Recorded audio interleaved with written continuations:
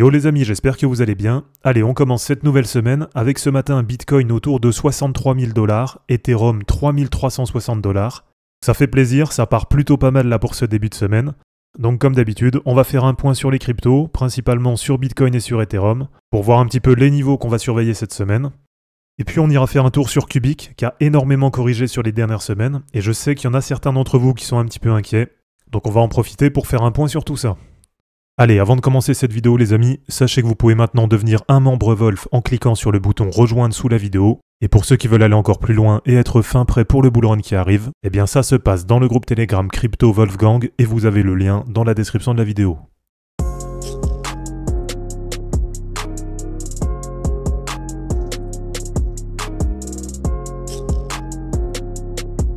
Alors Bitcoin quasiment 63 000 $, Ethereum 3 360 $, c'est vrai que c'est plutôt pas mal, ça commence bien pour ces débuts de semaine.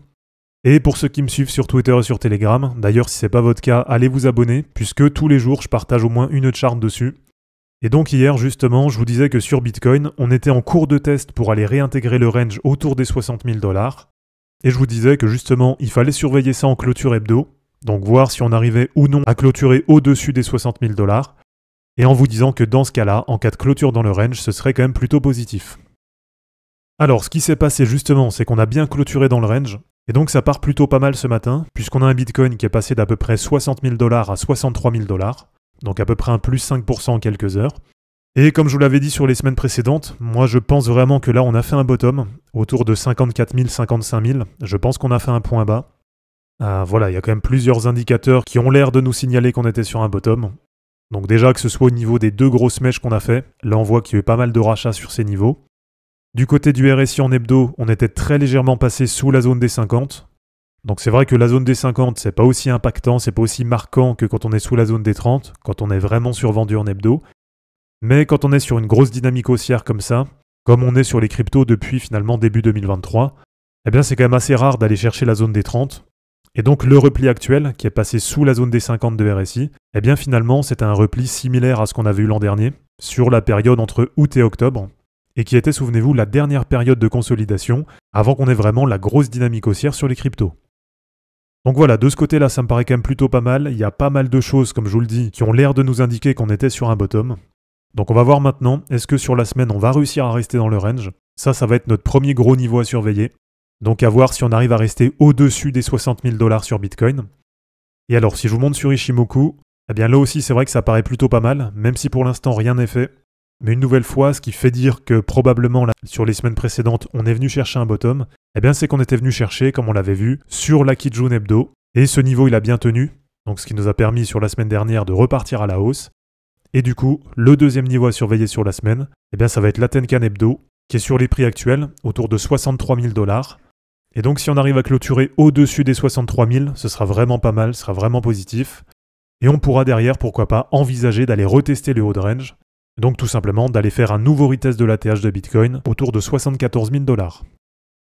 Donc voilà pour les niveaux à surveiller sur Bitcoin. Maintenant, comme je vous le dis, c'est vrai que rien n'est fait pour le moment. Et le plus important, vraiment là sur la semaine, ça va être de tenir les 60 000 $ en clôture hebdo. Et bon, de toute façon, on refera un point en milieu de semaine pour voir un petit peu comment ça évolue.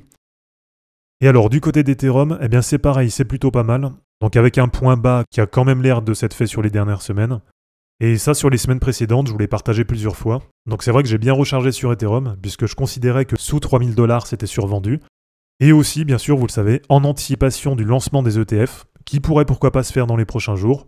Et donc tout simplement, je considérais que sous 3 000 $, on avait une belle zone d'achat sur Ethereum. Et donc c'est pareil que sur Bitcoin, c'est plutôt positif. Là, on a réussi à récupérer la Kijun Hebdo. Et donc sur la semaine, eh bien, le premier niveau à surveiller, ça va être justement cette Kijun. Donc voir si on arrive ou non à tenir le niveau des 3 130 $ en clôture hebdo. Donc tout simplement pour moi, là, si on reste au-dessus de 3 130, ça reste positif pour la suite. Et alors le deuxième niveau à surveiller, qui pourrait être le niveau dans lequel ça redeviendrait quand même assez bull sur Ethereum, eh bien ça va être en cas de passage de la Tenkan Hebdo. Et donc en cas de retour au-delà des 3 400 $. Ce qui veut dire que si on arrive à clôturer au-dessus des 3 400 $, eh bien sur Ethereum, on pourrait là aussi envisager pourquoi pas un retest des derniers points hauts, et donc ça voudrait dire voir Ethereum revenir pourquoi pas autour des 4 000 $. Donc voilà pour les niveaux à surveiller sur Ethereum. Comme je vous l'ai dit de toute façon, en cours de semaine, je referai une analyse, on viendra faire un point d'étape pour voir comment ça évolue. Et alors pour terminer du côté de Cubic, c'est vrai que c'est une crypto qui a énormément corrigé sur les dernières semaines, avec un moins 71% sur les 90 derniers jours, un moins 50% sur les 30 derniers jours, et un moins 34% sur les 7 derniers jours. On a vraiment une très très grosse correction depuis l'ATH. Et alors, si vous êtes rentré quand je l'ai présenté en février, donc vous êtes rentré normalement à peu près par là, c'est vrai que finalement on n'est pas très loin des prix actuels, puisqu'on était rentré à peu près autour de 2000 $ pour 1 milliard de cubiques, et donc au prix actuel, eh bien on est sur 1660 $ pour 1 milliard de cubiques. Donc finalement ça fait une petite perte, mais pas tant que ça. Et alors justement ce matin, donc je l'ai partagé sur le groupe Telegram Crypto Wolfgang, j'ai profité de la correction pour recharger, puisque y a pas mal de choses qui me font dire qu'on est peut-être sur un bottom. Donc si vous voulez tout le détail, j'ai rechargé une fois à 9h13 et une fois à 9h15. Donc là en à peine une heure, c'est vrai que ça a déjà bien remonté, on n'est pas loin d'un plus 10%. Mais voilà, pour l'instant rien n'est fait, donc à voir un petit peu comment ça va évoluer.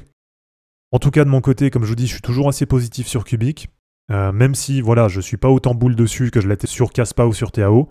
Mais je pense quand même que ça reste un bon projet qui a du potentiel, qui est sur un bon narratif. Et aujourd'hui, avec un market cap autour de 120 millions de dollars, ne serait-ce que pour aller à 1 milliard de dollars, on a déjà un bon x8 à aller chercher dessus. Et puis du côté du projet, vous savez qu'on aura sûrement d'autres listings qui vont arriver, par exemple sur KuCoin, sur Bybit, ou voire même pourquoi pas sur Binance. Et donc pour l'instant, pour toutes ces raisons, je pense qu'on a encore pas mal de potentiel à aller chercher sur Cubic. Et donc à voir comment ça va évoluer, mais je pense vraiment que là on est sur des points bas, en espérant bien sûr que ça fasse pas comme Space et que ce soit pas divisé par 10. Mais voilà, ça on peut jamais le prévoir. En tout cas sur les prix actuels, ça me paraît vraiment bon à prendre. Et c'est pareil, en cours de semaine, on reviendra dessus pour faire un point d'étape et pour voir un petit peu comment ça aura évolué. Donc voilà les amis, c'est terminé pour cette vidéo d'analyse technique sur les cryptos, j'espère en tout cas que ça vous aura plu. N'hésitez pas à l'aimer, à la commenter et à vous abonner pour en suivre d'autres. Je vous rappelle que dans la description de cette vidéo, vous allez retrouver tous les liens utiles et les liens pour me soutenir. On se dit à bientôt pour une prochaine vidéo, et d'ici là, ne capitulez pas, car les fortunes se créeront en portant vos burnes. Ciao!